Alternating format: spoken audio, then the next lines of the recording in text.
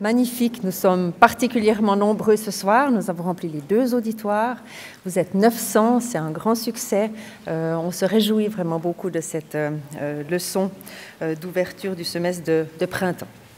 Monsieur le Président du Grand Conseil, Mesdames et Messieurs les députés au Grand Conseil, Mesdames et Messieurs les représentants de l'administration cantonale, chers collègues, Monsieur le conférencier, chères étudiantes et chers étudiants, Mesdames et Messieurs, c'est avec un immense plaisir que je vous accueille au nom de l'université à cette leçon d'ouverture du semestre de printemps. Comme son nom l'indique, cet événement vient mettre en valeur le début d'un nouveau semestre d'enseignement.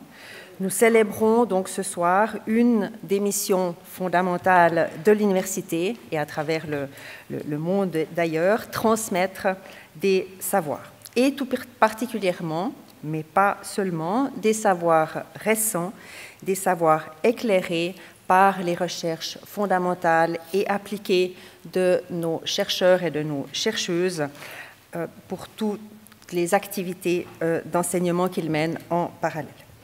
Cette proximité entre enseignement et recherche est précieuse, mais elle est fragile aussi. Précieuse parce qu'elle permet de former les nouvelles générations aux savoirs les plus pointus. Précieuse parce qu'elle introduit aux méthodes scientifiques, au savoir qui se construit. Précieuse parce qu'elle donne l'appétit d'apprendre et de continuer à apprendre, même lorsque l'on a quitté les bancs de l'alma mater. Malheureusement, la proximité entre enseignement et recherche est aussi fragile. L'actualité mondiale vient trop souvent nous montrer combien certains souhaiteraient que ne soit enseignée que leur vision du monde, leur façon de voir les choses, sans nuance ni doute. Je vous invite à toujours défendre la liberté académique, même et surtout quand les recherches viennent bousculer les idées reçues et à faire preuve d'esprit critique. Mais je vous rassure, la recherche reste plus vivante que jamais à l'Université de Genève et je vais vous en donner quelques exemples. Nous avons eu le plaisir de fêter les 300 ans de notre section de mathématiques. Un événement qui s'est notamment traduit par une journée de découverte et d'interaction en présence des 3 lauréats de la médaille Fields. Je rappelle que la médaille Fields, c'est le prix Nobel dans le domaine des mathématiques, et tous les 3 issus de notre université. Dans le domaine médical, l'université a proposé un festival au bâtiment des forces motrices qui a dévoilé au public les mystères du cerveau et montré la façon dont nos expériences de vie et notre héritage biologique influencent notre santé mentale. Le rectorat a publié une prise de position sur le recours à l'intelligence artificielle dans la recherche, l'enseignement, l'apprentissage au sein de l'administration aussi. Notre université voit dans l'intelligence artificielle une opportunité, partant du principe que les risques qui y sont liés peuvent être minimisés par une approche responsable. Le Centre des maladies virales émergentes de l'Université de Genève et des HUG, ainsi que l'Institut de virologie et d'immunologie, ont rejoint en mars 2024 le COVINET. Le COVINET, c'est un réseau international de recherche en la matière qui a été créé par l'OMS. Les 2 entités collaborent depuis 2020 dans le cadre de l'étude des coronavirus. Conjointement, elles travailleront sur les nouveaux variants et sur l'efficacité des vaccins disponibles pour les combattre. Tout cela n'est évidemment que la partie émergée de l'immense iceberg de recherche que l'Université de Genève mène dans tous les domaines. Pour honorer notre invité de ce soir, quelques mots de physique quantique. Pour certains d'entre nous, cela peut sembler un domaine un peu mystérieux. Et pourtant, depuis plus d'un siècle, la physique quantique a bouleversé notre compréhension du monde, menant à des percées technologiques qui font aujourd'hui partie de notre quotidien, que l'on pense à l'imagerie médicale, au GPS, en passant par les transistors et les lasers. Cette physique est d'ailleurs encore bien vivante. Vous avez peut-être entendu parler, par exemple, des équipes du professeur Jean-Pierre Wolf, qui est chercheur de notre université, qui ont mis au point un laser permettant de dévier la trajectoire de la foudre. Reconnaissant l'impact fondamental de cette discipline sur la science et la technologie, l'ONU a d'ailleurs proclamé l'année 2025 Année internationale des sciences et technologies quantiques. Aujourd'hui, une seconde révolution quantique est en marche, ouvrant des perspectives sans précédent en informatique, en communication et en ingénierie. L'Université de Genève est au premier plan de cette révolution, avec des chercheurs et des chercheuses qui repoussent chaque jour les frontières du savoir. Et nos laboratoires sont mondialement reconnus, notamment en cryptographie quantique, un domaine qui pourrait redéfinir la cybersécurité et les télécommunications. C'est pourquoi je suis, comme vous, je pense, impatiente, très impatiente d'écouter cette leçon d'ouverture qui nous permettra non seulement d'anticiper l'avenir, mais aussi de découvrir comment ces concepts influencent déjà la recherche et l'innovation.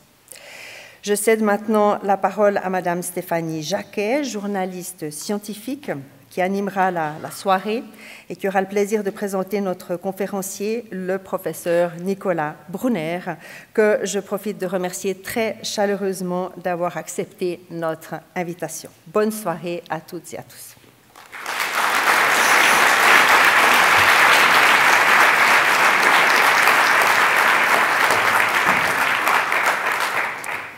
Bonsoir à toutes et à tous. Alors d'abord, est-ce que vous saviez qu'avec la physique quantique, une crème anti-âge peut cibler l'émission de lumière quantique d'une cellule jaune? Non, évidemment. Vous savez que c'est faux. Une grande marque de cosmétiques du groupe LVMH avait pourtant lancé comme ça une crème qui valait 650 € les 50 millilitres en essayant de se faire de la publicité. Il y a eu un gros backlash parce qu'évidemment, personne n'y a cru et tous les scientifiques lui ont dit que c'était faux. La physique quantique est souvent mise à toutes les sauces et ce soir, heureusement, nous avons un spécialiste, Nicolas Brunner, qui a 45 ans, qui est prof ordinaire de physique à l'Université de Genève. Il y est professeur depuis 2021. Avant, il a fait un passage également en Angleterre pendant 4 ans, notamment à Bristol, pour faire des études là-bas. À côté de cela, il fait aussi de la guitare basse, il aime être créatif, il aime la physique quantique parce que ça permet de penser différemment. Il a aussi eu le temps de faire 2 petites filles qui sont là ce soir, Lilou et Naïma, qu'on salue. Et puis, il a reçu aussi de prestigieuses bourses pour faire ses études au niveau suisse et au niveau européen, pour des études nationales et internationales. Il est donc spécialiste de physique quantique et plus précisément, tenez-vous bien, de l'intrication quantique, de l'information quantique et un petit cauchemar pour moi à comprendre, la non-localité. Donc il va vous expliquer tout ça, c'est un monde très étrange où les particules peuvent être ici et là, intriquées, même en étant séparées par de grandes distances. Elles peuvent être aussi à la fois rouges et bleues, jusqu'à ce qu'on décide de les mesurer, et là, elles se fichent sur un état, elles sont superposées, donc vous verrez, c'est très bizarre, c'est très contre-intuitif. On a même l'impression que parfois, cette physique quantique, elle viole la loi de qu'est-ce qui est le plus rapide dans l'univers, c'est la vitesse de la lumière, mais on ne comprend pas comment tout ça, ça marche, mais ça marche, ça s'observe en laboratoire, on arrive même à avoir des applications avec cette physique quantique. Donc on va vous parler de quantification, de superposition, d'intrication, avec plein de personnages célèbres, dont Nicolas Brunner, à qui je cède la parole.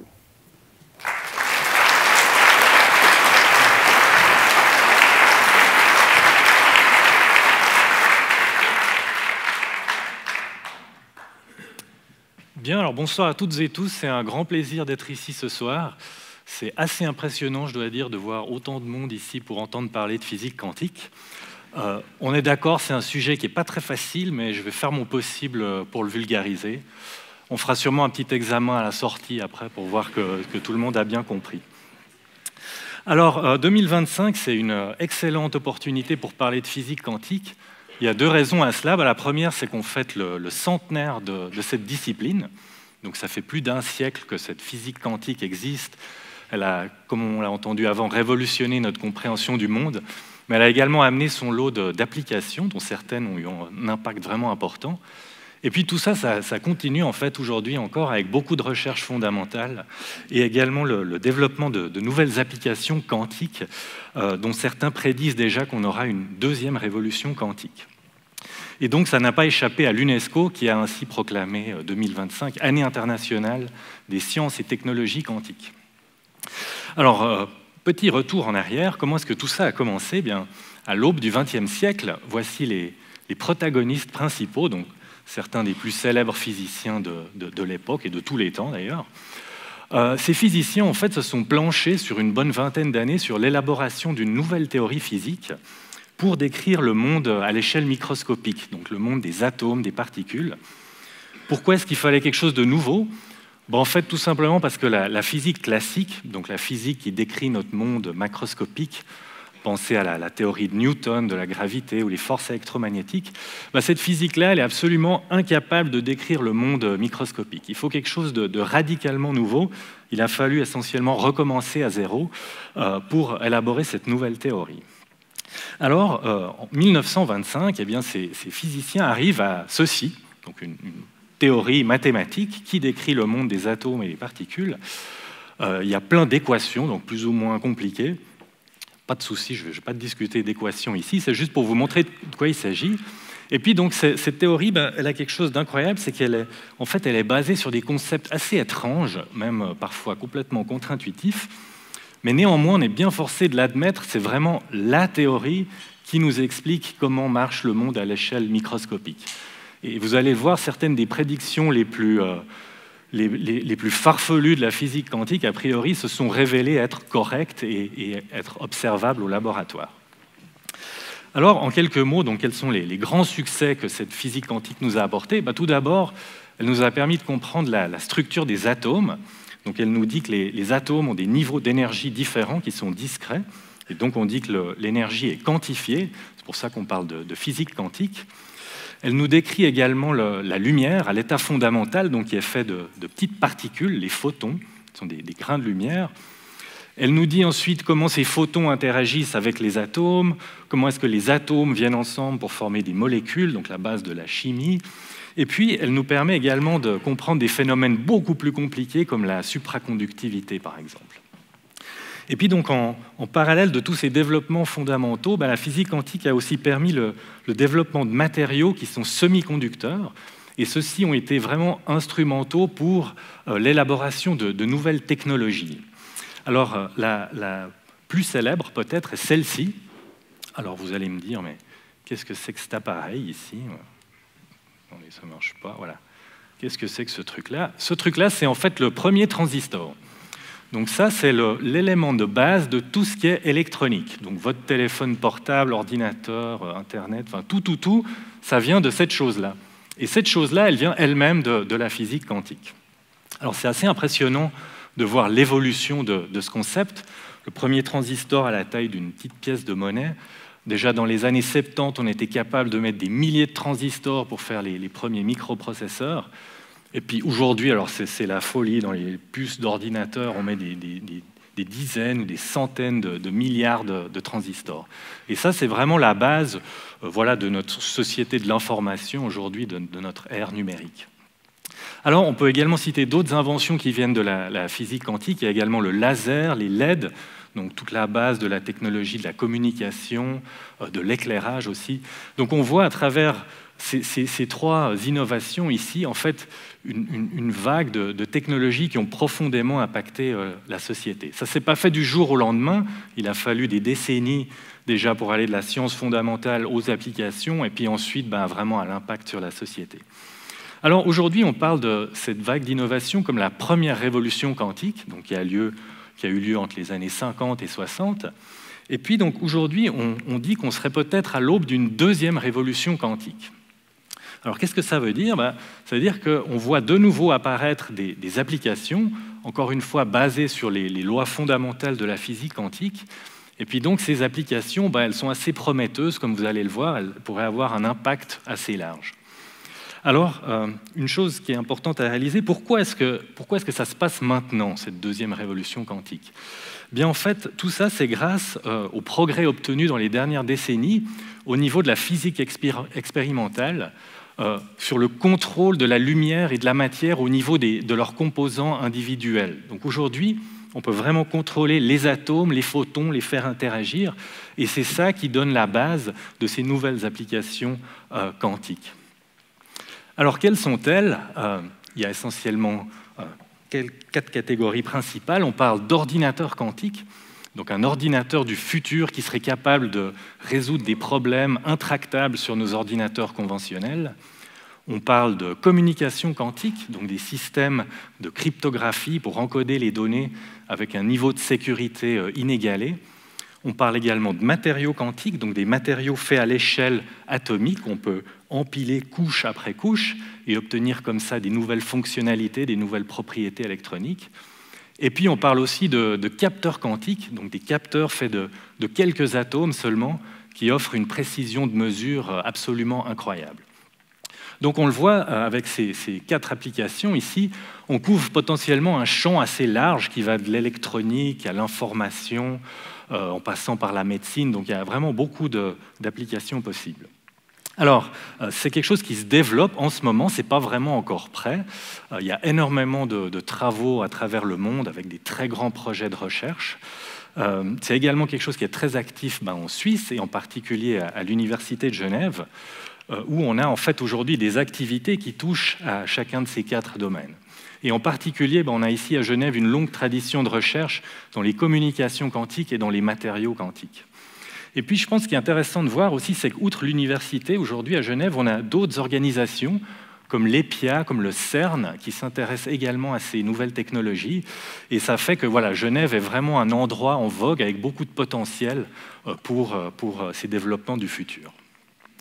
Alors, ce que j'aimerais faire dans cette présentation, en fait, c'est vous donner un aperçu de certaines de ces nouvelles technologies quantiques. Et puis, j'aimerais le faire en partant vraiment des principes fondamentaux de la physique quantique et vous montrer comment on arrive de ça à des applications concrètes. Et puis, je vais également le faire en vous parlant de mon domaine de recherche, qui est l'information quantique.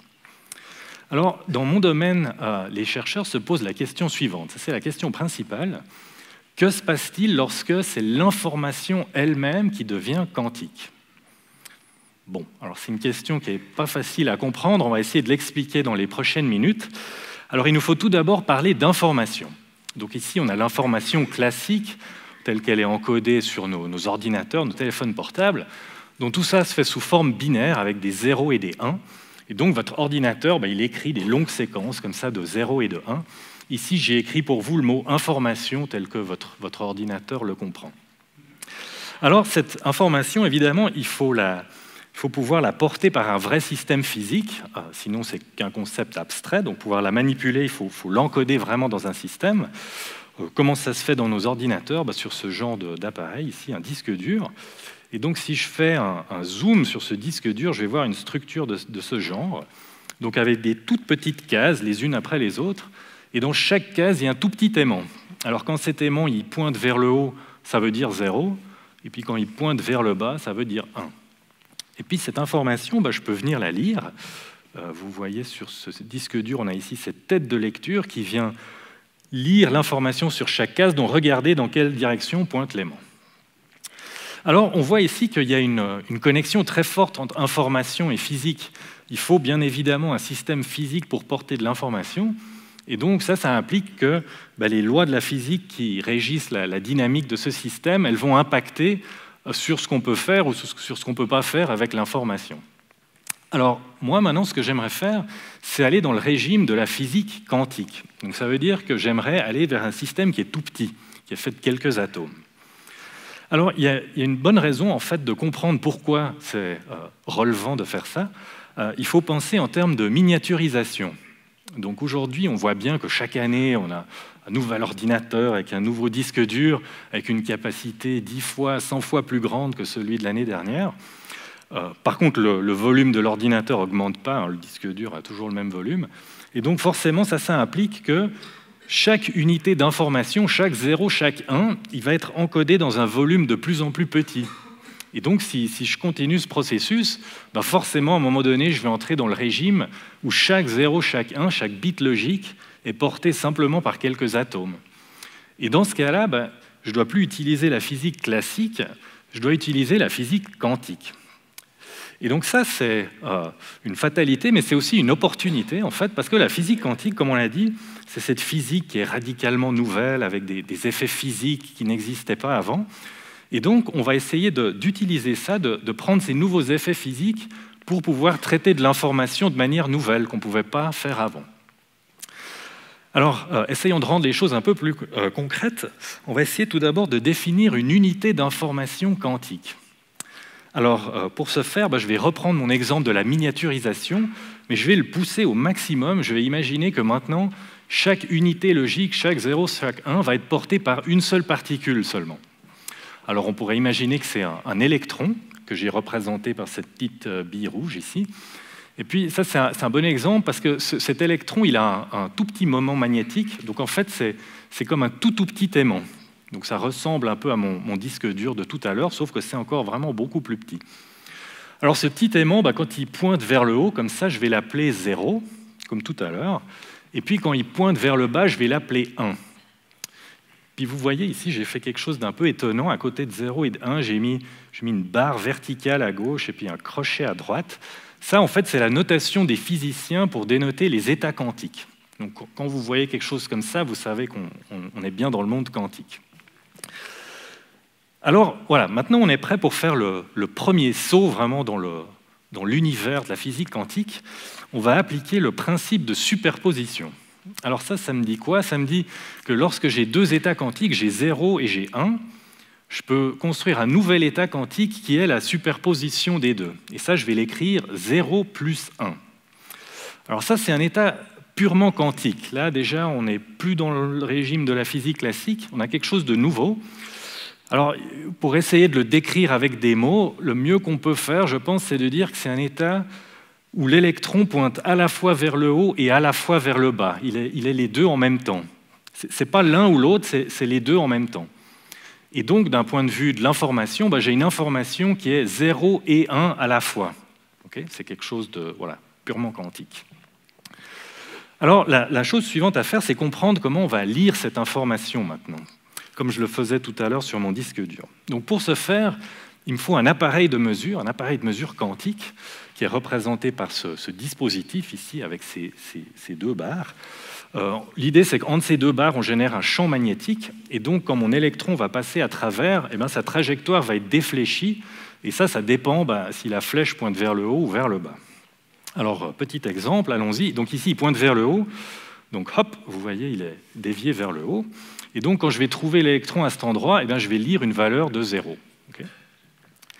Maintenant, quand il pointe vers le bas, c'est de manière analogue, il va être défléchi vers le bas. Et donc, quand je le trouve à cet endroit, je vais lire une valeur logique de 1. Alors maintenant, on complique un peu les choses. On va entrer avec cet électron dans ce fameux état de superposition. Donc, il est 0 et 1 à la fois. Il pointe à la fois en haut et à la fois en bas. Alors, qu'est-ce qui va se passer? Alors on pourrait dire, puisqu'il est à la fois en haut et en bas, peut-être que, simplement, il ne va rien se passer, peut-être qu'il va aller tout droit, simplement. Alors, regardons. Alors, on fait l'expérience une fois. Ok, on voit qu'il n'est pas allé tout droit, il est allé en haut. Encore une fois, aussi en haut. Encore une fois, cette fois, il va en bas. On va le faire encore quelques fois. Voilà, ok, je pense qu'on a compris à peu près. Donc on voit qu'il n'y a que deux cas de figure, soit il va en haut, soit il va en bas, auquel cas je vais lire les valeurs de 0 ou de 1. Et puis on voit également que en fait, c'est quelque chose qui est équiprobable, c'est du 50-50 à peu près. Alors, on est prêt maintenant pour discuter un peu cette mesure quantique. Qu'est-ce qu'elle a de spécial? Alors, elle a deux choses qui sont très spéciales. La première, c'est qu'en fait, cette mesure quantique, elle perturbe l'état. Qu'est-ce que je veux dire par là? Vous voyez, j'étais entré ici avec un électron dans un état de superposition, et puis à la sortie, il est venu soit vers le haut, soit vers le bas, mais donc clairement, j'ai plus le même état ici à la sortie que j'avais à l'entrée. Okay, donc le fait de mesurer va changer l'état du système, et ça c'est quelque chose de fondamental. C'est pas parce que j'ai mal fait mon expérience ici, c'est absolument fondamental, ça doit être comme ça. Ça c'est assez étonnant d'ailleurs, parce qu'en physique classique, c'est pas du tout comme ça. Le fait d'observer ou de mesurer un système ne va pas changer son état. Par exemple, vous êtes tous en train de regarder l'écran derrière moi, et c'est pas parce que vous le regardez que ça change ce qui est écrit dessus. Mais en physique quantique, ça serait le cas. Le fait d'observer, de mesurer, change l'état du système, et ça, c'est quelque chose qui est irréversible. Et puis, alors, il y a une autre chose qu'on voit avec cette mesure quantique, c'est son caractère aléatoire. Donc, comme on l'a dit, la statistique, c'est du 50-50, ça c'est ce que la physique quantique me prédit. Par contre, si je pose la question, pour un électron donné, qu'est-ce qui va se passer? Est-ce qu'il va aller en haut ou en bas? La physique quantique me dit, c'est impossible à prédire, c'est complètement aléatoire. Alors du coup, on a en physique quantique quelque chose qui est fondamentalement nouveau, qui est du vrai hasard, du hasard fondamental. Et ça, c'est quelque chose qu'on peut mettre à profit. On peut tout de suite avoir une application qui est basée sur cette propriété quantique, qui est justement celle de générer du hasard, générer des nombres aléatoires. Alors, bon, à quoi ça sert le hasard? En fait, ça sert à beaucoup de choses. Il y a énormément d'applications qui utilisent du hasard. Il y en a une que vous connaissez toutes et tous, c'est quand il faut choisir un mot de passe.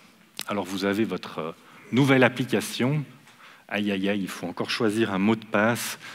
Comment est-ce que je vais faire pour m'en rappeler? Alors, c'est toujours tentant de choisir sa date de naissance, par exemple. C'est facile à se rappeler. Mais ça, c'est une très mauvaise idée, parce que ce qui fait que pour vous, c'est facile à mémoriser, fait que pour un espion potentiel, c'est beaucoup plus simple à deviner. Donc du coup, si vous poussez l'argument dans l'autre sens, vous voyez qu'en fait, le meilleur mot de passe possible, c'est un mot de passe qui est complètement aléatoire. C'est quelque chose qui n'a aucun rapport avec vous, ni avec personne d'ailleurs, c'est juste complètement aléatoire. Ok, alors maintenant qu'on voit à quoi ça sert, on peut essayer de le faire, on va essayer de générer des nombres aléatoires. Je pourrais le faire moi-même, par exemple, je vais vous dire 0, 1, 0, 0, 1, 0, 0. Alors ça a l'air aléatoire, mais ça c'est une illusion. En fait, nous, les humains, on est beaucoup trop prédictibles, on est très mauvais pour générer du hasard. Alors, autre idée, on va faire du pile ou face. C'est effectivement assez difficile de prédire qu'est-ce qui va se passer quand je lance une pièce de monnaie en l'air. Mais de nouveau, là, il n'y a pas de vrai hasard, c'est une illusion. Pourquoi? Parce que si je connais de manière très précise la position initiale de ma pièce et sa vitesse, je peux utiliser les lois de la physique classique pour prédire exactement ce qui va se passer. Donc il n'y a pas de hasard ici. C'est là qu'intervient la physique quantique, parce qu'en physique quantique, on a du vrai hasard maintenant. Et donc, on va pouvoir construire un appareil, un générateur quantique de nombres aléatoires, dans lequel on va insérer notre fameuse expérience de tout à l'heure, notre particule en superposition et cette mesure quantique. Et puis donc, voilà, maintenant l'idée est assez simple, on fait cette mesure quantique. Quand l'électron va vers le haut, notre appareil sort 0. Quand il va vers le bas, l'appareil sort 1. Et donc ça, c'est un vrai processus aléatoire quantique, et donc on est garanti d'avoir des vrais nombres aléatoires certifiés à la sortie. Alors ça, c'est quelque chose qui, comme je l'ai dit, est très utile en pratique. Il y a beaucoup d'utilisateurs qui veulent du hasard et du bon hasard. Et donc, ça a motivé le développement de ce genre de technologie qui est issu de l'Université de Genève, ici de l'équipe de Nicolas Gisin. Vous voyez, le premier générateur quantique a été réalisé en 2000. Et puis, donc, vu l'utilité de cette chose, elle a été développée ensuite au niveau commercial par l'entreprise ID Quantique, qui est aujourd'hui une grande entreprise leader mondiale dans son domaine, toujours basée à Genève, mais qui était une start-up issue de l'université. Puis je pense que c'est intéressant de voir ici de nouveau l'évolution de ce concept. On est parti en 2000 d'une vraie expérience de physique avec des câbles et des appareils compliqués. Et puis peu à peu, cette chose s'est intégrée pour devenir de plus en plus petite. Et puis aujourd'hui, on peut avoir un générateur quantique de nombres aléatoires qui tient dans une petite puce de quelques millimètres, comme ça. Alors voilà, je vais passer maintenant à la suite, c'est-à-dire le phénomène de l'intrication. Alors l'intrication, c'est un phénomène qui va impliquer de discuter non plus une seule particule, mais plusieurs particules. Alors pour le faire relativement simple, on va parler de deux particules ici. Alors de nouveau, je vais m'intéresser à cette connexion entre les états physiques et les états logiques. Et puis donc une première possibilité, c'est que je vais imaginer que mes deux particules pointent vers le haut. Et donc ça, en utilisant ma notation des physiciens quantiques, là tout à l'heure, je vais l'écrire comme ceci. Donc je vais l'écrire 0, 0 parce que celle-ci pointe vers le haut, virgule, 0 pour celle-ci qui pointe vers le haut. Okay. Alors, autre cas de figure, je peux imaginer que les deux pointent vers le bas maintenant. Et donc ça, je vais écrire 1,1. Et puis maintenant, je peux de nouveau utiliser mon fameux principe de la superposition quantique. Et donc, je peux créer un état comme ceci. Il est 0, 0 plus 1, 1. Alors ça, c'est ce qu'on appelle un état intriqué. Et ça, c'est un état vraiment très, très étonnant. C'est un état, encore une fois, purement quantique, qui n'a pas du tout d'analogue en physique classique. Alors cet état, en fait, comme on le voit, il a une forme de corrélation. Les deux particules sont fortement liées par un lien vraiment étonnant qui est cette intrication quantique. Alors qu'est-ce que nous dit la théorie quantique ? Eh bien, elle nous dit que voilà, on a deux particules, je peux les séparer dans l'espace d'une grande distance. Eh bien, peu importe la distance, ce sera toujours un seul et même système physique. Et donc ça veut dire quoi ? Quand je vais agir sur cette particule, par exemple en faisant une mesure, eh bien, l'état de l'autre particule va s'en trouver immédiatement modifié. Et ça, c'est quelque chose qui est instantané. Alors ça, c'est un truc qui est assez difficile à avaler, en particulier pour les physiciens, parce que l'idée d'une sorte d'action à distance, ça va vraiment à l'encontre d'un des principes fondamentaux de la physique, qui est celui de la localité. Alors la localité, c'est quoi ? C'est l'idée, en fait, que les interactions, pour se propager, elles vont de proche en proche. J'agis sur une molécule ici qui pousse une autre, et donc l'interaction va de proche en proche. Donc tout ça se fait à une certaine vitesse. Et puis, voilà, comme on le sait, en physique, il n'y a rien qui va plus vite que la vitesse de la lumière. Et donc, cette interaction, elle peut se propager, mais pas plus vite que la lumière. Et donc, quand j'ai deux événements distants, le premier peut influencer le deuxième, mais ça ne peut pas se faire de manière instantanée. Il faut au moins le temps que la lumière puisse aller de ici à l'autre côté. Alors, du coup, cette prédiction de cette action à distance instantanée dans l'intrication, ça, c'est vraiment quelque chose qui n'est pas facile à accepter. Si vous avez de la peine à l'accepter, ne vous inquiétez pas, c'est le cas à peu près pour tout le monde, en particulier ces trois célèbres physiciens qui ont découvert ce phénomène en 1935. Donc vous voyez, le premier n'est autre que Einstein lui-même, avec ses collègues Podolsky et Rosen. Et donc voilà, quand Einstein, Podolsky et Rosen découvrent cet effet de l'intrication, donc prédit par cette théorie quantique, ils ont conclu la chose probablement la plus naturelle, qui est de dire, si cette théorie, elle prédit un effet aussi absurde que cette action à distance, c'est que cette théorie, elle a un problème. Et donc, c'est ce qui les a menés, en fait, à exprimer leur argument de manière un peu plus subtile en disant que cette physique quantique, elle était très bien, parce que, déjà, en 1935, elle avait eu énormément de succès, mais cette physique quantique, ça ne pouvait pas être la fin de l'histoire. Il devait y avoir quelque chose de plus général qui allait compléter la physique quantique et en particulier enlever cet artefact de cette action à distance, de cette intrication. Alors comme Einstein ne savait pas exactement ce que c'était que cette théorie plus générale, il a appelé ça des variables cachées locales. Alors variables cachées, parce que on ne sait pas trop ce que c'est, on ne l'a pas encore trouvé, mais le mot important ici c'est local. Et donc l'idée d'Einstein, c'était qu'une fois qu'on aurait découvert cette théorie plus générale, eh bien, ce fameux concept de la localité serait enfin restauré, et puis on n'aurait plus cet artefact de cette action à distance. Alors, il aura fallu ensuite attendre 30 ans à peu près pour avoir du progrès sur cette question, progrès qui est venu de ce monsieur ici, qui est John Bell. Alors, John Bell, c'était un physicien des particules, il travaillait au CERN, vous le voyez ici dans son bureau. Et puis, donc, vous voyez, il se décrivait lui-même comme un ingénieur quantique, parce que voilà, la semaine, il travaillait sur les accélérateurs de particules, mais il avait des principes. Ce qu'il voulait dire par là, c'est que pendant son temps libre, il travaillait sur la physique fondamentale. Et en particulier, donc, il travaillait sur cette idée d'Einstein des variables cachées locales. Il aimait beaucoup cette idée, il était convaincu qu'Einstein avait raison. Et donc, il s'était mis en tête de les découvrir, ces variables cachées, de décrire vraiment ce modèle, de trouver ce que c'était que cette théorie plus générale. Alors il a bien travaillé pendant plusieurs mois, plusieurs années, et puis sans succès, il n'arrivait pas. Et un jour, il a eu ce trait de génie, il a compris pourquoi il n'y arrivait pas, tout simplement parce que c'est impossible.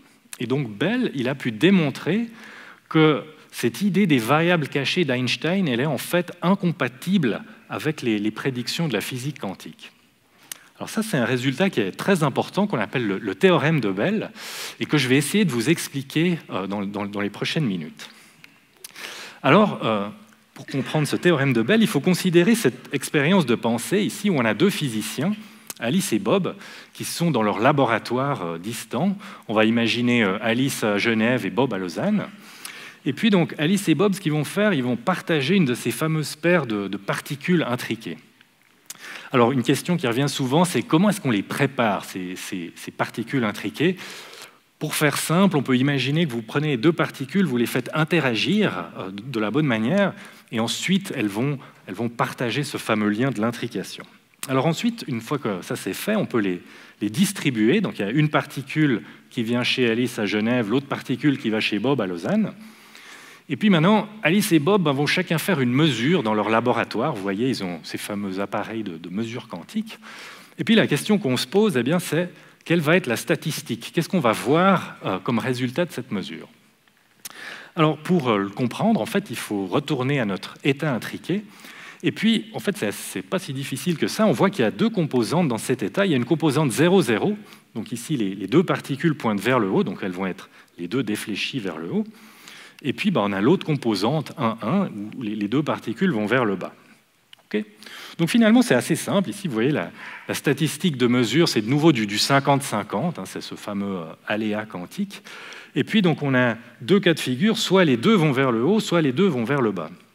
Et donc, ce qu'on voit, c'est que peu importe ce qu'elles font, elles sont toujours les mêmes, soit les deux vers le haut, soit les deux vers le bas. Donc, on parle de corrélation parfaite. Alors, bon, cette corrélation parfaite, ici, on pourrait se dire, c'est étonnant, on partage deux particules, il se passe la même chose à gauche, à droite, mais en fait, ce n'est pas si étonnant que ça. On peut aussi expliquer ça en physique classique, en imaginant qu'à la source, nos deux particules se sont simplement mis d'accord pour aller une fois sur deux en haut, une fois sur deux en bas. Alors, pour voir vraiment ce qui est différent maintenant avec les prédictions quantiques, il faut en fait reprendre cette expérience et puis imaginer maintenant que Bob va tourner son appareil de mesure par rapport à celui d'Alice. Et la question qu'on se pose, eh bien, c'est comment est-ce que cette corrélation entre les résultats de mesure, comment est-ce qu'elle va changer en fonction de l'angle de rotation? Alors, ce que Bell a pu prouver, et qui est vraiment le point génial de tout cet argument, c'est la chose suivante. Lorsque je représente maintenant cette corrélation en fonction de l'angle, alors on le voit ici pour un angle nul, la corrélation est maximale, donc elle vaut 1. Mais par contre, ce qu'il a pu prouver, c'est que pour les variables cachées locales, eh bien, ce qu'il faut, c'est que lorsque l'angle augmente ici, lorsqu'il va progressivement jusqu'à 90 degrés, eh bien, cette corrélation, elle doit décroître de manière linéaire. Okay, donc, en résumé, si c'est des variables cachées locales, on doit être dans la zone bleue. C'est absolument nécessaire, ça doit être comme ça. Alors maintenant, on peut comparer avec ce que prédit la physique quantique, et là on voit quelque chose d'extraordinaire. La physique quantique, elle prédit autre chose, c'est-à-dire que les corrélations quantiques, elles décroissent aussi avec l'angle, mais elles décroissent beaucoup moins vite. Cette courbe verte, vous voyez, elle a une décroissance qui n'est pas linéaire. Alors ça, c'est le phénomène qu'on appelle la non-localité quantique. Donc c'est le fait qu'on a des prédictions de la théorie quantique qui donnent des corrélations qui sont plus fortes que celles qu'on peut obtenir dans n'importe quelle théorie à variable cachée locale. Et donc ça, c'est fantastique maintenant parce que du coup, on peut vraiment séparer les deux idées. Donc soit on a d'un côté les variables cachées locales d'Einstein, et donc on est dans la zone bleue, soit on a la physique quantique et on est vers la courbe verte. Et donc, c'est d'autant plus génial qu'on peut aller au laboratoire et faire cette expérience proposée par Bell et on verra quel est le résultat. Alors, dans les années 60, ce n'était pas possible de faire cette expérience. Il aura fallu attendre encore 20 ans à peu près, jusqu'à ce que ce monsieur ici, Alain Aspect, puisse réaliser la plus célèbre expérience de Bell. Et j'ai reproduit ici pour vous les résultats de son expérience. Mais peut-être précisons quand même qu'est-ce qu'il a fait dans son expérience. Il a créé des particules intriquées, en fait des particules de lumière, donc des photons intriqués, qu'il a pu envoyer sur une distance de 10 mètres à peu près de chaque côté. Et puis ensuite, il a pu mesurer ces particules, et en particulier, il a fait cette fameuse expérience où il regardait la corrélation en fonction de l'angle de mesure. Et donc, j'ai reproduit ici pour vous certains de ces points de mesure. Vous voyez, c'est ces étoiles rouges ici. Alors, on voit deux choses fascinantes. Tout d'abord, ces étoiles rouges, elles sont assez proches de la courbe verte. Ce n'est pas exactement la prédiction quantique, parce que voilà, dans l'expérience, il y a toujours quelque chose qui n'est pas tout à fait parfait, mais c'est quand même raisonnablement proche. Et puis surtout, on voit quelque chose de beaucoup plus important. On voit que ces étoiles rouges, elles sont largement en dehors de la région bleue. Et donc, qu'est-ce qu'on en conclut? On en conclut qu'on a observé cette non-localité quantique au laboratoire. On a observé ici quelque chose dans une vraie expérience qui n'est pas compatible avec cette idée d'Einstein des variables cachées locales. Alors ça, c'est une expérience qui a eu un impact gigantesque. En particulier, Alain Aspect a obtenu le prix Nobel de physique il y a 2 ans pour ses travaux. Et puis, alors, je ne résiste pas quand même au plaisir de vous montrer une petite photo du laboratoire d'Alain Aspect, un vrai labo de physique des années 80. Alors, ce que vous voyez ici, vous voyez alors toutes sortes d'équipements super compliqués. Ici, au milieu, il y a un grand appareil qui est en fait la source. C'est là où on génère ces fameux photons intriqués. Et puis ensuite, ces photons, ils voyagent dans des tubes ici. Vous voyez, ici, c'est un tube ici. Donc ça, c'est le tube qui relie la source à Alice et Bob. Et donc, si j'imagine être Alice, par exemple, voilà, je suis au bon endroit, ici, devant l'expérience. Et puis, le laboratoire de Bob, il se trouverait là derrière cette porte verte de manière symétrique. Et donc, dans cette expérience, Alain Aspect et ses collègues démontrent cette non-localité quantique sur 10 mètres. Et puis, donc, évidemment, la question suivante est, qu'est-ce qui se passe si on va à des distances plus grandes? Est-ce que ce lien mystérieux de l'intrication peut survivre à des distances en allant hors du laboratoire? Et donc, la réponse à cette question a été apportée pour la première fois ici, à Genève, par des physiciens qui ont pu préparer de nouveau ces fameux photons intriqués quantiques, et puis maintenant les envoyer dans les fibres optiques Swisscom, donc les mêmes qu'on utilise pour les télécommunications, les envoyer à 2 villages dans la campagne genevoise, Alice ici à Bellevue, et puis Bob ici à Bernay de l'autre côté. Et donc dans cette expérience, on démontre la non-localité quantique plus sur 10 mètres maintenant, mais sur 10 km. Okay, et encore une fois, là, il n'y a pas de dégradation, l'effet est vraiment intact. Et puis aujourd'hui, on peut faire des choses encore beaucoup plus incroyables, notamment un groupe de recherche en Chine dispose d'un satellite exprès pour ce genre d'expérience. Et puis donc ça leur permet d'envoyer ces photons intriqués depuis l'espace à 2 endroits opposés de la Chine et vérifier la non-localité quantique sur plus de 1200 km. Donc là, on est quand même forcé de l'admettre, on a affaire à un phénomène qui est vraiment déroutant. Rappelez-vous, quand il a été découvert ce phénomène, personne n'y croyait, pas même Einstein. Et puis voilà, quelques décennies plus tard, on est quand même forcé de l'admettre, c'est un vrai phénomène physique qui existe au laboratoire, qu'on peut observer. Il est déroutant, c'est vrai, mais voilà, il faut se faire en fait à cette idée que voilà, le monde microscopique, il est fait de choses complètement différentes de ce dont on a l'habitude pour notre monde macroscopique. Alors, ce phénomène d'intrication, aussi bizarre soit-il, on peut aussi se poser la question, qu'est-ce qu'on peut faire avec? On va essayer de le mettre à profit, finalement. Alors, pour comprendre comment l'utiliser, il faut repenser à cette notion du hasard quantique. Et ce hasard quantique, il prend ici une forme particulièrement intéressante, qui est la suivante. Donc, quand on fait cette expérience de non-localité, on va donc séparer nos particules intriquées, comme ça, chez Alice et Bob. Et puis maintenant, réfléchissons du point de vue de Alice. Donc Alice va faire sa mesure ici. Donc comme on l'a vu tout à l'heure, le résultat de cette mesure est parfaitement aléatoire. C'est impossible de prédire ce qui va se passer. Du point de vue de Bob, c'est exactement la même chose. Le résultat de Bob est également complètement aléatoire. Maintenant, ce qui est fascinant, c'est qu'il s'agit du même aléa qui a lieu chez Alice et chez Bob. Okay, parce que les corrélations sont parfaites, on a toujours le même résultat chez Alice et chez Bob. Alors ça, c'est assez déroutant. C'est comme si on imagine maintenant Alice et Bob, entre Genève et Lausanne, chacun tire une pièce, pile ou face, et puis Alice et Bob trouvent toujours la même chose. La pièce chez Alice tombe toujours sur le même côté que chez Bob de l'autre côté. Alors, ce hasard distribué, c'est quelque chose qui est fondamental en physique quantique. On va pouvoir l'utiliser, on va voir dans une minute pourquoi, mais on en a également vraiment besoin d'un point de vue fondamental. Et la raison, c'est que c'est précisément ce hasard qui empêche un conflit ouvert entre la physique quantique et la relativité. Donc on l'a dit, en relativité, c'est fondamental cette idée qu'on ne peut pas envoyer de l'information plus vite que la lumière. Et c'est précisément ce hasard quantique qui fait que ce phénomène d'intrication, on ne peut pas l'utiliser pour communiquer plus vite que la lumière. Okay, donc ça, c'est une chose importante. Cette non-localité quantique, on l'a constatée dans une expérience de Bell, par exemple. On peut voir qu'elle est là, à partir des données, mais ce n'est pas quelque chose qu'on peut utiliser de manière active pour communiquer à distance de manière instantanée. Et donc, c'est très élégant la manière dont la physique quantique se prévient d'un conflit avec l'autre grande théorie physique du XXe siècle, qui est la relativité. Ok, alors venons-en maintenant aux applications. Qu'est-ce qu'on peut faire avec ce hasard distribué? Eh bien, de la cryptographie. Alors, la cryptographie, c'est l'art d'envoyer des messages secrets. Et puis, donc ici, en utilisant cette intrication quantique, on va pouvoir pousser cet art des messages secrets un peu à son paroxysme, en quelque sorte. Alors, qu'est-ce qu'on va faire exactement? Bien, Alice et Bob aimeraient communiquer maintenant. Ils vont partager un grand nombre de ces paires de photons intriqués.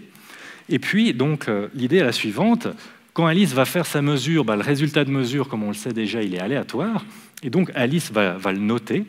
Donc, elle va répéter l'expérience plein de fois, puis elle va noter les résultats, ici 0, 1, 0, 0, 0. Donc, elle va obtenir une longue séquence qui est complètement aléatoire. Bob, eh bien, il fait de même. Et puis, grâce aux corrélations quantiques, on voit que les deux séquences sont exactement les mêmes. Et donc, ça, c'est exactement ce qu'il nous faut pour faire de la cryptographie, parce que ça nous donne une clé de cryptage. Alors, quelle est l'idée? Imaginez maintenant qu'Alice ait un message secret qu'elle aimerait envoyer à Bob. Alors, tout d'abord, elle va écrire ce message sous forme binaire, donc avec des 0 et des 1. Ensuite, elle va encoder ce message grâce à la clé.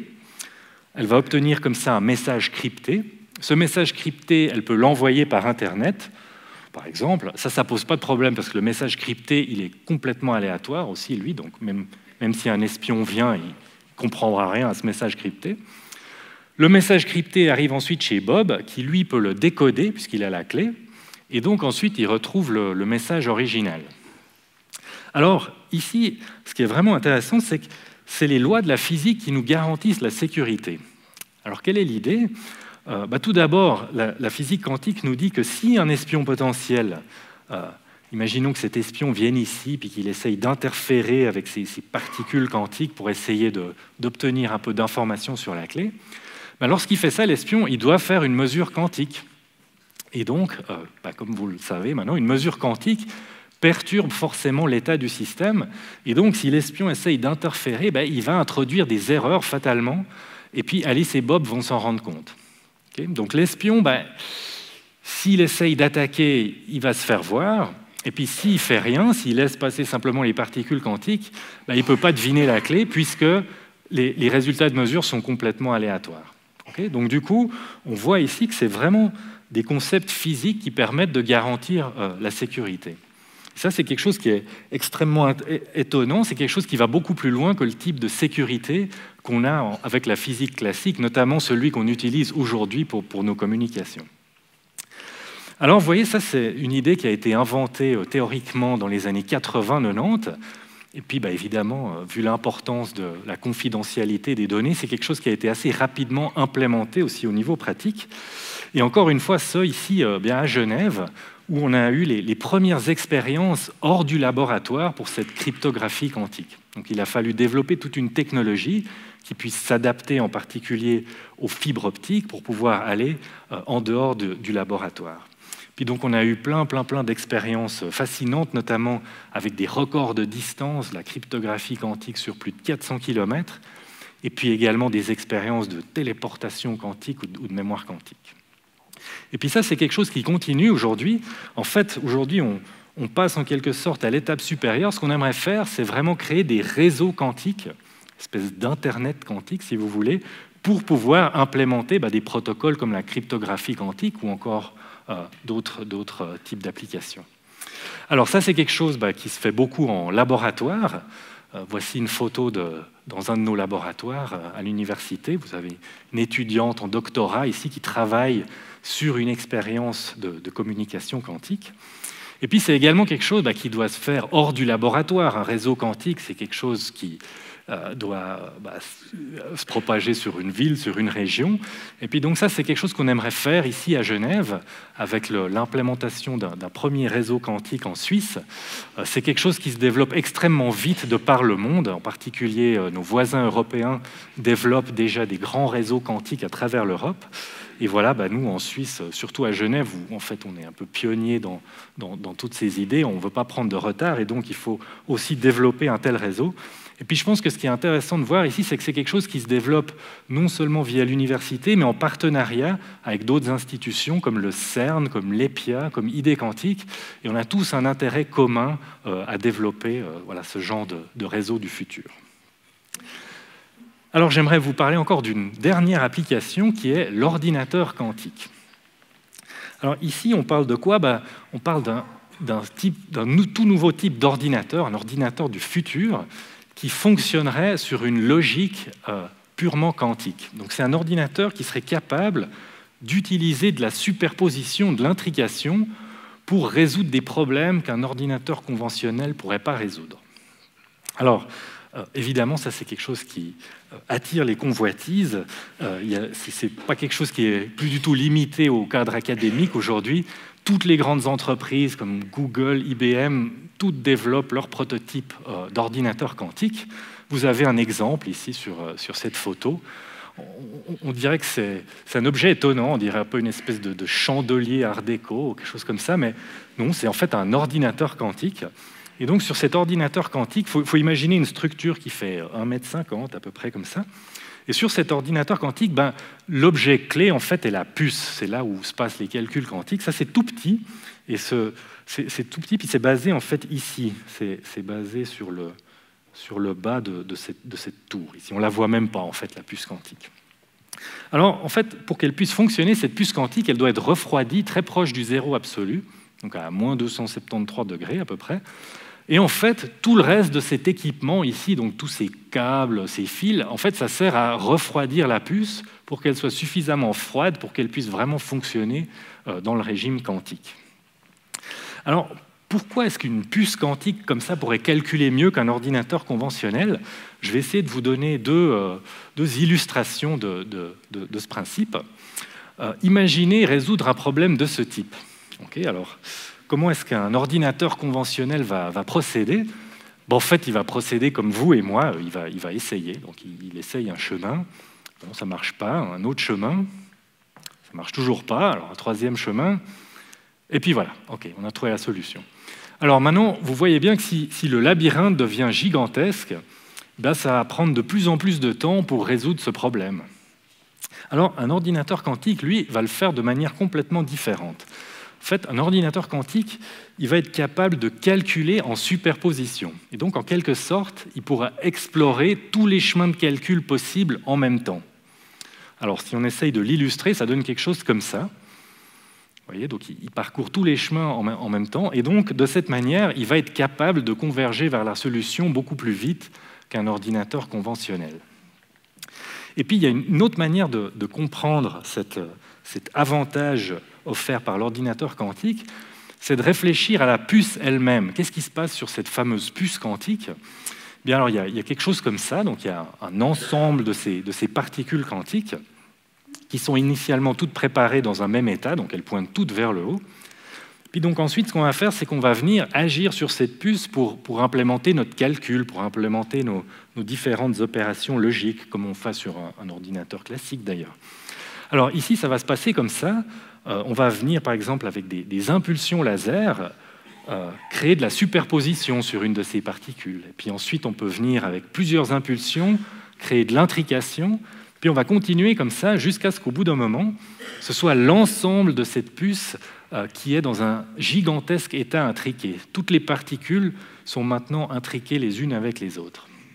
Et ça, c'est un système d'une complexité incroyable. Alors pour vous donner un ordre de grandeur, imaginez un système avec 100 particules. 100 particules, ce n'est pas très grand si on pense aux dizaines de milliards de transistors qu'on a dans nos ordinateurs. Mais déjà, rien qu'avec 100 particules, il faut 2 puissance 100 paramètres pour décrire l'état de ce système. Donc 2 puissance 100, c'est le nombre de bactéries estimées sur Terre, à peu près. Une autre manière de le voir, c'est que vous écrivez 1 avec 30 zéros après. Donc c'est un chiffre vraiment gigantesque. Et cette complexité-là, ben voilà, elle est tout simplement hors d'atteinte des ordinateurs conventionnels. Alors quelle est l'idée maintenant, quel est le rêve en quelque sorte? Ben, c'est de pouvoir mettre à profit cette complexité dans le but notamment d'aller simuler d'autres systèmes quantiques. Donc imaginez que je m'intéresse à une molécule très très complexe. Ça aussi, c'est un vrai système quantique avec beaucoup de paramètres, donc très difficile à simuler sur un ordinateur conventionnel. J'aimerais par exemple comprendre comment une protéine se replie, quelque chose qui est important pour faire des médicaments.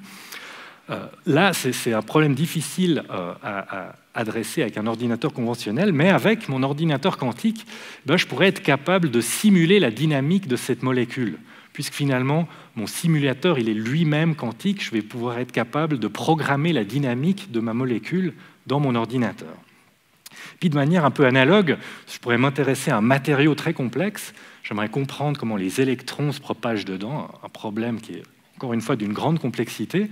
Là aussi, je pourrais imaginer simuler la dynamique des électrons sur mon ordinateur quantique et comme ça comprendre si mon matériau il est intéressant parce qu'il est supraconducteur par exemple, ou alors je pourrais imaginer essayer d'augmenter l'efficacité des cellules solaires, tout ce genre de problèmes. Alors ça c'est évidemment très intéressant, ça ouvre une vaste palette d'applications, mais on n'en est pas là encore. Pour l'instant, c'est vraiment de la musique d'avenir. Les ordinateurs quantiques actuels, ils sont beaucoup trop imparfaits, ils n'ont pas assez de particules, il y a beaucoup trop de bruit, d'imperfections. Mais néanmoins, il faut quand même le dire, c'est assez impressionnant de voir à quelle vitesse vont les progrès dans ce domaine. Il y a 20 ans, c'était encore inimaginable d'avoir un processeur quantique, et voilà, aujourd'hui, on a déjà les premiers processeurs quantiques. Et donc, dans les années, les décennies à venir, on pourrait avoir d'énormes progrès qui pourrait peut-être permettre un jour d'utiliser un ordinateur quantique pour ce genre de problème. Voilà, alors en guise de conclusion, ce que j'aimerais faire, c'est revenir un peu sur l'ensemble des choses que j'ai discutées ici.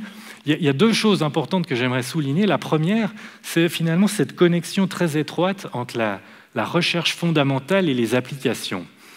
On a souvent tendance à penser que c'est 2 choses différentes, soit je vais faire du fondamental, soit des applications, mais en fait c'est tout faux. Et on voit ici qu'il y a vraiment une forte corrélation entre les deux. Et en fait, c'est vraiment parfois en faisant des recherches fondamentales qu'on arrive aux applications les plus novatrices et celles qui ont le plus d'impact. Et puis le deuxième message, c'est que voilà, aujourd'hui, on voit l'histoire est peut-être en train de se répéter. On est peut-être de retour dans une situation un peu comme celle des années 30-40 avec ces nouvelles technologies quantiques qui arrivent.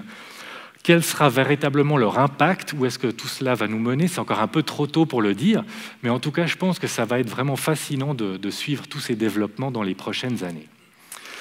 Alors, pour terminer, encore 2 mots sur cette année 2025, année quantique. Bien, avec mes collègues de l'université, en particulier du Geneva Quantum Center et les étudiants du Quantum Club, nous avons préparé tout un programme d'activités pour le grand public autour de la thématique quantique. Donc nous aurons notamment une conférence du professeur Julien Bobroff, un professeur de Paris qui est un grand expert de la vulgarisation de ces domaines. Donc je vous recommande chaudement de venir le voir. On met également une journée porte ouverte à la section de physique pour venir discuter avec nous, venir visiter les laboratoires de la section de physique. Ceci aura lieu dans le cadre de la nuit des musées. Encore d'autres activités pendant le printemps, l'été. Et puis quelque chose que je pense qui est très important, des activités pour les écoles, pour les élèves, avec des cafés scientifiques dans les écoles pour venir présenter ces thématiques. Également des activités chez nous à la faculté des sciences, au Physiscope, pour venir découvrir le monde quantique. Alors j'aimerais encore remercier très chaleureusement toutes les personnes qui m'ont aidé pour préparer cette présentation aujourd'hui. Et puis j'aimerais vous remercier, vous tous, pour votre intérêt, votre présence. Merci beaucoup.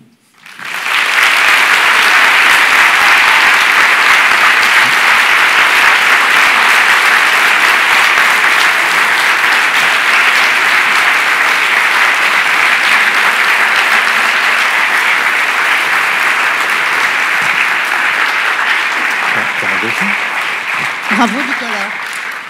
Est-ce que ça fonctionne, vous m'entendez? Bravo Nicolas, c'était brillant. Merci. Alors c'est le moment de citer Richard Feynman, un autre physicien bien connu et célèbre qui a eu le prix Nobel en 1965, qui a dit « Si vous croyez connaître la mécanique quantique ou la physique quantique, c'est que vous ne la comprenez pas. Donc si vous n'avez pas compris, c'est normal. » On va peut-être pouvoir commencer par une question. Vous avez très rapidement parlé de téléportation quantique et de mémoire quantique. Est-ce qu'on peut un petit peu expliquer ce que c'est que ces deux phénomènes-là? Oui, on peut essayer en tout cas. Alors, la téléportation quantique, c'est un phénomène qui va mettre à profit l'intrication. Et donc, comme comme le nom l'indique, on va essayer de faire voyager un état quantique d'un point A à un point B, mais sans que cet état passe par tous les points intermédiaires entre A et B. Donc l'idée, c'est qu'à un instant dans le temps, il va disparaître en A, et un peu plus tard, il va réapparaître en B. Donc c'est vraiment de la téléportation. Par contre, c'est assez différent de la téléportation de Star Trek, par exemple, parce que ce n'est pas de l'énergie ici qu'on téléporte, c'est seulement de l'information. Donc ça veut dire qu'en B, il faut avoir un système physique qui est déjà là, un système vierge en quelque sorte, qui va être prêt à récupérer l'information. Et donc en fait, pour faire ça, on va utiliser cette fameuse intrication quantique. Donc on aura deux particules intriquées, une chez Alice, une chez Bob. Et puis maintenant, Alice va venir avec son système à téléporter, va le faire interagir avec la moitié de la paire intriquée. Et puis ensuite, il va falloir que Alice donne quand même un coup de téléphone à Bob pour lui expliquer quoi faire. Et puis ensuite, Bob va faire une opération et ensuite il aura retrouvé l'état quantique original d'Alice. Et ça existe déjà, ça fonctionne déjà? Alors ça fonctionne déjà, en particulier au laboratoire. On peut téléporter des photons, on peut téléporter des atomes. On ne peut malheureusement pas se téléporter nous-mêmes encore. Mais... On pourra? Trop gros, hein. Ça va pas jouer. Peu probable. Et la mémoire quantique? Alors la mémoire quantique, ça c'est un ingrédient très important de ces futurs réseaux de communication quantique. L'idée, c'est que dans un réseau, vous avez des photons qui voyagent un peu partout. Les photons, ils sont bien parce qu'ils voyagent sans interagir avec leur milieu, mais par contre, ils vont très vite. Donc ils vont à la vitesse de la lumière. Et donc pour synchroniser ces photons, c'est un cauchemar. Et donc pour que ça puisse se faire de manière efficace, il faut être capable de pouvoir arrêter temporairement un photon pour attendre que l'autre arrive, par exemple, pour pouvoir les synchroniser. Et donc, pour ce faire, on utilise un système physique qui est un petit cristal. Et dans ce petit cristal, il y a des atomes qui vont pouvoir absorber l'information quantique portée par notre photon qui arrive. Et donc, cette information quantique, elle va rester dans ces atomes, ce cristal, il ne bouge pas. Et puis donc, plus tard, quand on a envie de relire cette information quantique, on va pouvoir revenir avec une autre impulsion qui va ensuite faire ressortir un photon qui portera de nouveau l'information. Ça fonctionne déjà ou pas encore? Ça fonctionne déjà. Donc déjà des applications assez intéressantes. Avant de passer les questions à la salle, j'en ai encore une. On a parlé là de microscopique, vraiment d'une échelle toute petite. Nous, on est au niveau macroscopique. Mais elle est où la frontière, en fait? À quel moment le microscopique devient macroscopique et la physique quantique ne fonctionne plus? Alors ça, c'est une très bonne question. Merci. Je vous remercie de l'avoir posée. En fait, c'est une question dont on ne sait pas la réponse, en fait. C'est probablement un des points les plus mystérieux en physique quantique, parce que la théorie quantique elle-même, elle ne spécifie rien de son champ d'applicabilité. Donc elle nous dit, les photons se comportent comme ça, les atomes se comportent comme ça, les molécules se comportent comme ça. Après, c'est à nous d'aller voir au laboratoire si c'est effectivement le cas. Et donc, ce que les physiciens ont fait maintenant depuis plus d'un siècle, c'est aller vérifier cette idée que des particules quantiques puissent être dans des états de superposition, par exemple, donc à plusieurs endroits en même temps, ou bien dans des états superposés, comme on l'a vu tout à l'heure. Puis donc, au départ, ça s'est fait avec des photons, ensuite avec des électrons, des neutrons, donc des particules qui ont de la masse maintenant. Ensuite, un peu plus tard, dans les années 90, avec des atomes, donc on va chaque fois à des masses plus grandes. Ensuite, au début des années 2000, avec des molécules, donc carrément des molécules avec 60 atomes de carbone, donc ça commence déjà à être des assez grosses molécules. Et puis maintenant, en 2020, on est capable de faire ça avec des molécules avec 10 000 atomes. Donc c'est déjà assez gigantesque finalement, alors, 10 000 atomes. Ça représente quoi à peu près? On arrive à donner une idée? Alors, c'est pas encore à l'échelle d'un virus, mais c'est pas très loin. Donc pas mal. Donc pas mal. Donc ensuite, la question est, où est-ce qu'on peut pousser tout ça? Alors évidemment, on n'a jamais vu passer une balle de tennis par 2 fentes, etc. Maintenant, voilà, la physique quantique nous dit que ce n'est pas impossible, mais pour arriver à tester cette physique-là, la difficulté, c'est de faire l'expérience, en fait. Parce que le problème est que dès qu'on va mesurer cette particule, ou cet objet, disons, eh bien, cette superposition va être détruite. Et donc, pour observer ce caractère quantique, cette superposition, il va falloir faire l'expérience de manière parfaitement isolée. Il ne faut même pas qu'il y ait une particule ou un photon qui puisse interagir avec notre système, sinon on va détruire la superposition. Et donc, c'est de plus en plus difficile quand la masse de l'objet augmente. Mais vous êtes théoricien, la théorie dit que c'est possible d'aller de plus en plus haut, vers le plus grand? Tout à fait. Donc la théorie prédit aucune limite. Et d'ailleurs, c'est ça qui a inspiré le fameux paradoxe du chat de Schrödinger. Donc un chat qui serait à la fois mort et vivant, parce que son destin est couplé à celui d'un atome. Et puis, encore une fois, comme la physique quantique ne prédit pas de différence fondamentale entre l'échelle des atomes et celle du chat, bien, en principe, le chat pourrait être mort et vivant à la fois. Miaou. Est-ce qu'on a des questions dans la salle? Qui veut se lancer? Ah, une personne là. Merci beaucoup. Vous avez parlé d'intrication quantique, mais on ne sait pas exactement comment on fait pour les intriquer et les superposer. J'imagine que ce n'est pas très probable, mais en fait, comme je n'y connais rien, j'aimerais quand même en avoir le cœur net. Est-ce que c'est déjà arrivé ou est-ce que c'est possible qu'il y ait une superposition quantique qui se passe, mais sans l'intervention de l'humain, que ça soit dû au hasard? Une superposition quantique due au hasard. Alors, effectivement, la question où est-ce qu'on trouve des superpositions quantiques ou de l'intrication, c'est une question assez naturelle, effectivement. Il y a des raisonnements en physique qui nous disent qu'en fait, la superposition et l'intrication, elles sont partout. En quelque sorte, ce qui fait que les atomes puissent tenir ensemble, etc., c'est qu'à l'intérieur de ces atomes, les électrons sont intriqués et ils ont ces fameuses cohérences quantiques. Mais la difficulté, c'est d'aller observer ce phénomène. Ça, c'est quelque chose qui est connu depuis assez longtemps, finalement. Mais ce qui est nouveau maintenant, c'est la capacité de pouvoir créer des particules, des photons par exemple, de les mettre dans des états de superposition, de les manipuler, de les mesurer, de les intriquer avec d'autres. Et comme ça, on arrive à faire vraiment ces nouvelles applications qui sont basées sur ces effets. Quelqu'un d'autre a une question?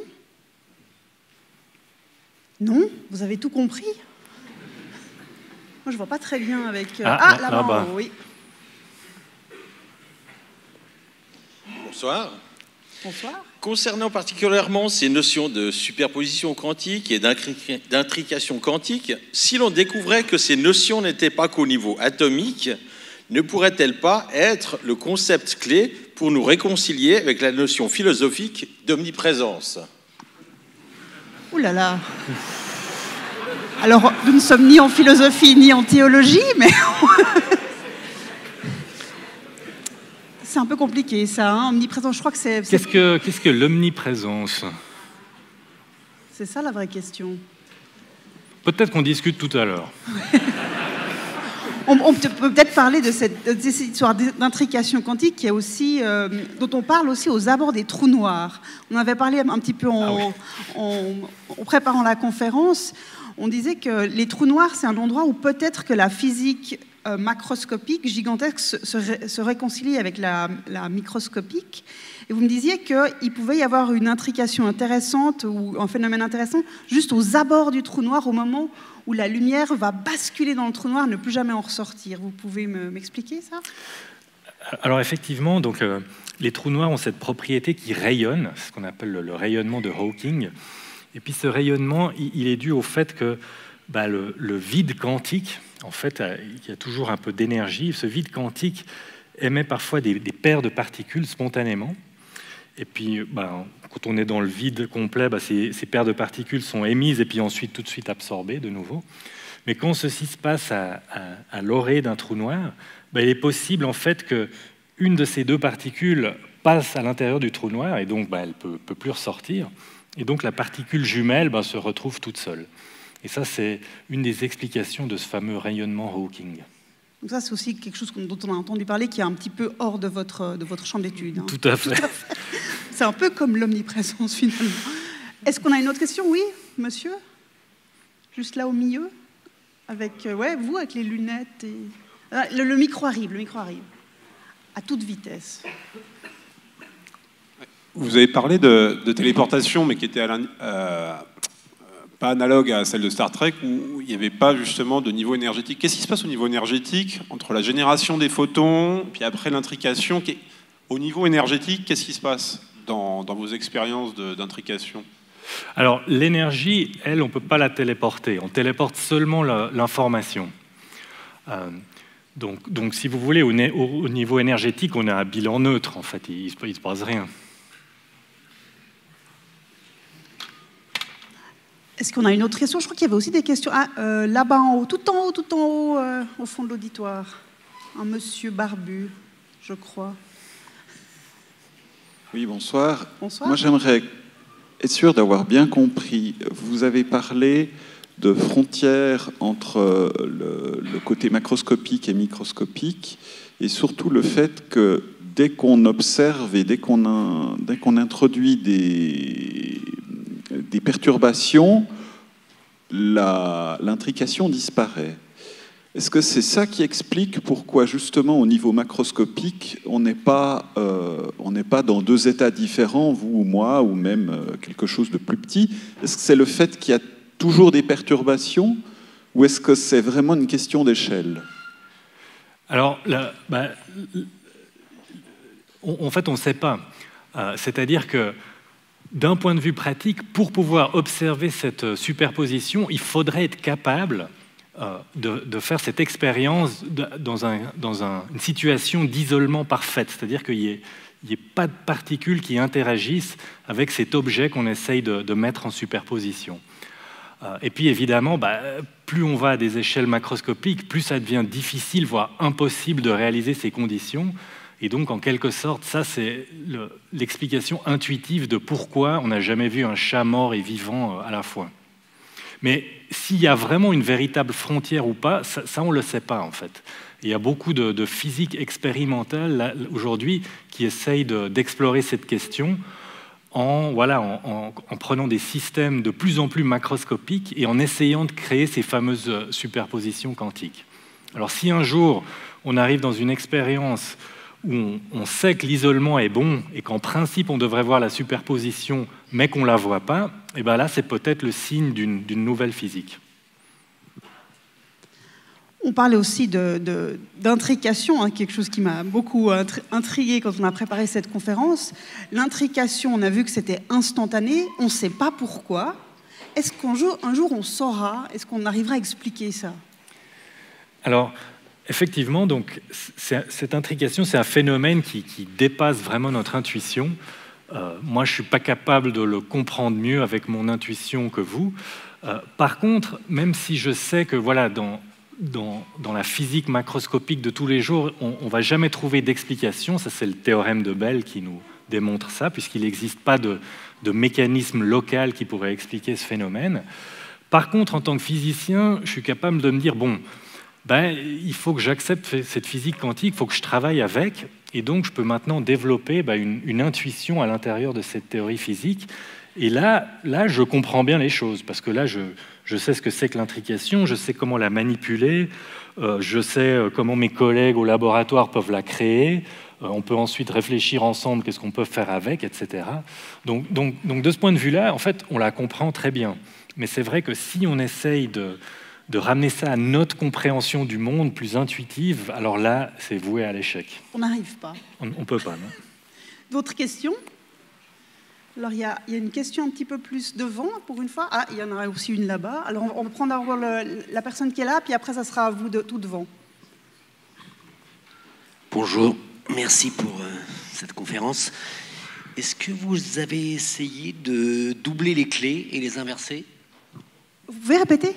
Est-ce que vous avez essayé de doubler les clés, vu que vous avez, pour essayer comme les séparer en 3?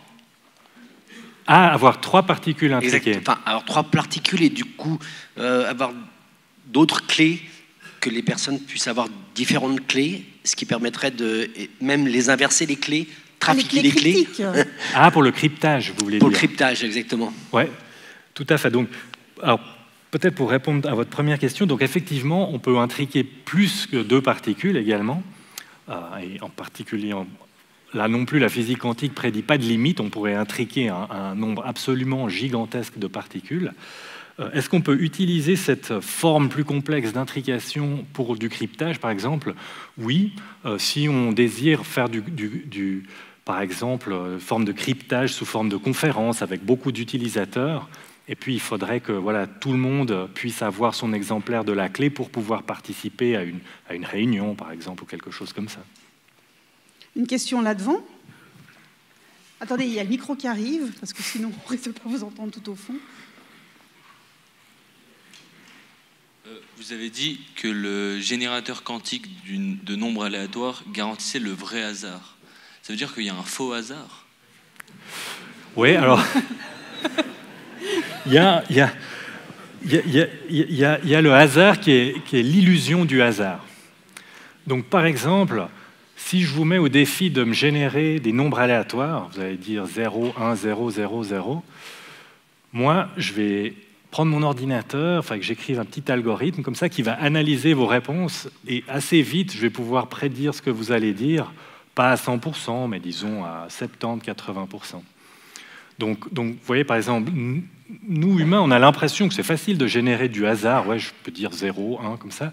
Mais en fait, c'est assez difficile. Et en fait, nous, les humains, on n'arrive pas du tout à le faire. Alors après, il y a l'autre exemple que j'ai donné, qui est celui de la pièce de monnaie. Donc, vous prenez une pièce de monnaie, vous la lancez, vous faites pile ou face. C'est vrai que c'est assez difficile à prédire ce qui va se passer. Mais ça, c'est parce que à nouveau, une fois, le hasard est de l'illusion, parce que si vous connaissiez parfaitement la position initiale de la pièce et sa vitesse, vous pouvez utiliser les lois de la physique classique. Alors c'est très compliqué, il y a beaucoup d'équations, etc. Mais en prenant en compte le frottement de l'air, tout ça, ensuite vous pouvez résoudre ces équations et prédire de manière quasi certaine ce qui va se passer. Donc là, à nouveau, ce n'est pas du vrai hasard. C'est du hasard parce que on ne connaît pas bien la position initiale de la pièce et sa vitesse. Ce hasard-là, il vient de notre ignorance par rapport à l'état du système. En physique quantique, c'est exactement l'inverse. On est capable de prendre un système et le connaître exactement, et plus on le connaît, plus on peut garantir que le hasard qui en sort est vraiment fondamental. Et c'est ça vraiment l'idée de ce générateur quantique de nombres aléatoires. Alors juste derrière vous, une femme avec une blouse verte. Merci Nicolas. Est-ce que tu préfères les électrons, les protons ou les photons pour les computers quantiques? Ah, avec quel type de système on peut faire un ordinateur quantique? En fait, un peu avec tous en principe. Après, voilà, chaque plateforme a ses limitations en pratique. Il y a toujours des groupes de recherche et même des entreprises qui essayent de faire un ordinateur quantique basé sur la lumière, donc avec des photons. Voilà, pour des raisons un peu compliquées à expliquer, c'est une approche qui est plus difficile probablement que celle basée sur les atomes, par exemple.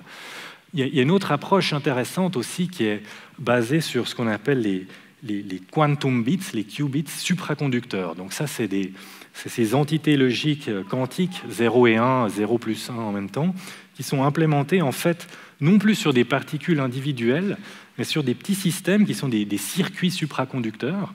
Et puis dans ces circuits supraconducteurs, on peut imaginer que le courant tourne dans un sens, on va appeler ça 0, puis le courant peut tourner dans l'autre sens, on va appeler ça 1, et puis ensuite on peut faire des superpositions, donc un courant qui tourne dans les deux sens en même temps. Donc il y a toutes sortes de plateformes différentes, chacune ont leurs avantages, leurs inconvénients, Et puis c'est vrai qu'aujourd'hui, c'est un peu la compétition entre les grandes entreprises pour avoir le meilleur ordinateur quantique. Et puis c'est aussi la compétition entre ces différentes plateformes pour voir laquelle se comporte de manière la plus favorable. Et alors au niveau de ces ordinateurs, si on regarde des vieilles séries télévisées, moi je me souviens d'un épisode de Columbo que j'aime beaucoup, où il découvre une fois un ordinateur, il entre dans une pièce, il y a des énormes armoires qui font beaucoup de bruit, qui tournent, et quelques années plus tard, Columbo, il peut avoir un ordinateur à la maison, on a tous des ordinateurs dans nos poches avec les téléphones portables, donc à quand un ordinateur quantique chez moi ? Ça c'est une question intéressante. Merci. Alors, si je devais deviner, je dirais jamais. Voilà. Pourquoi ? Alors c'est décevant, mais bon voilà. Alors il y a 2 raisons. Tout d'abord, faire un ordinateur quantique portable. Enfin, vous imaginez refroidir une petite puce à moins 273 degrés. Voilà, ça va être compliqué de le faire dans une petite boîte qu'on peut porter avec soi. Et puis surtout, en fait, ça sert à rien.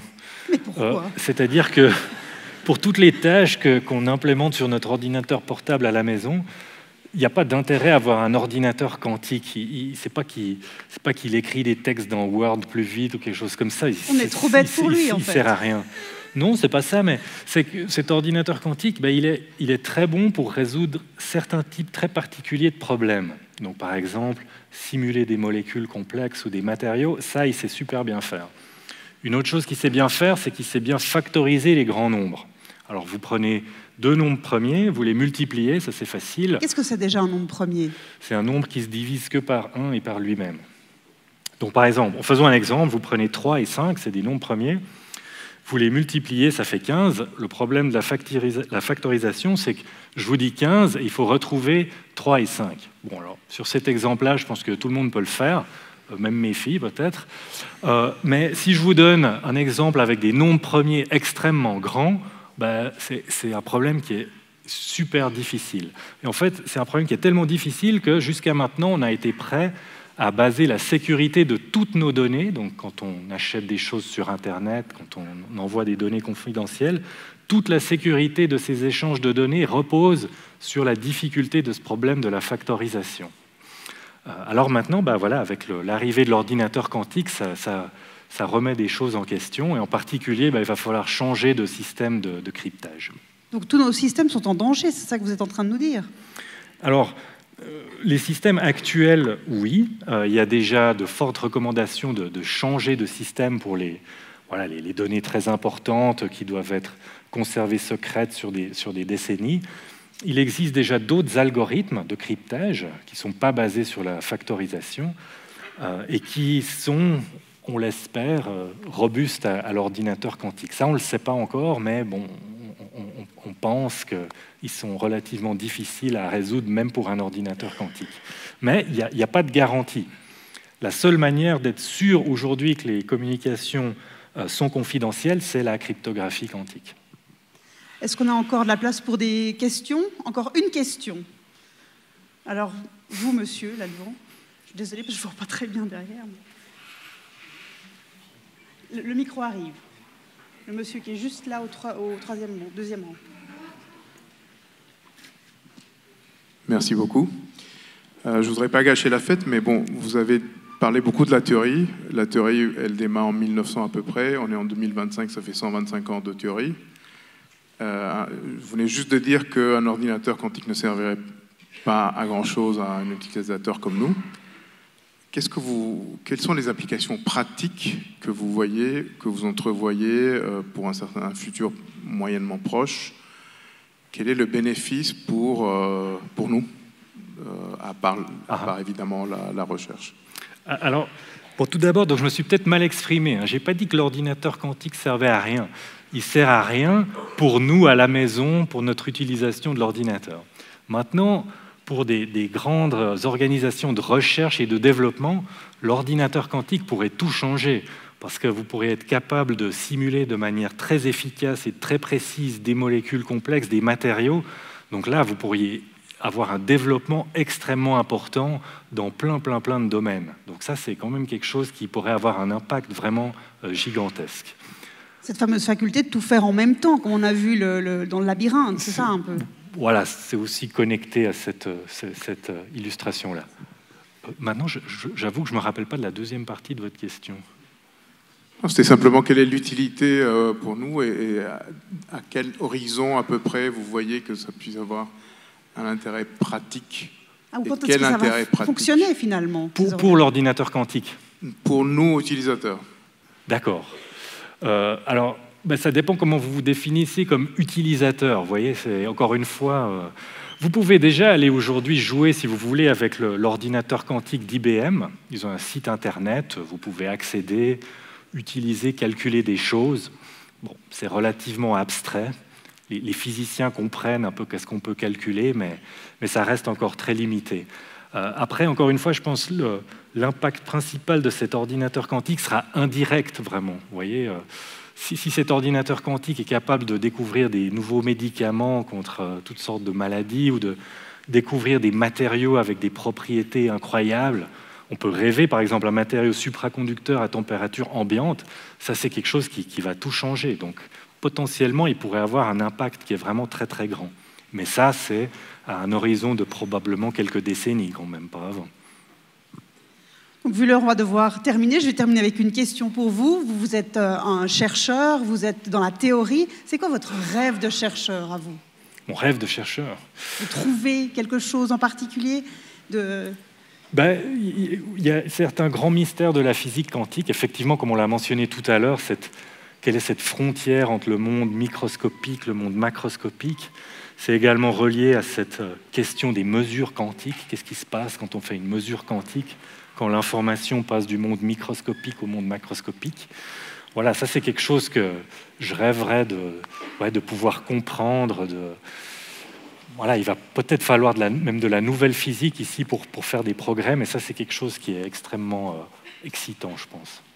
Parfait, merci. Alors, on vous ramène à ces événements que vous pouvez retrouver sur unige.ch/quantique pour pouvoir suivre un petit peu tout ce qui va se passer d'ici la fin de l'année. Puis je vous propose de remercier Nicolas avec des applaudissements.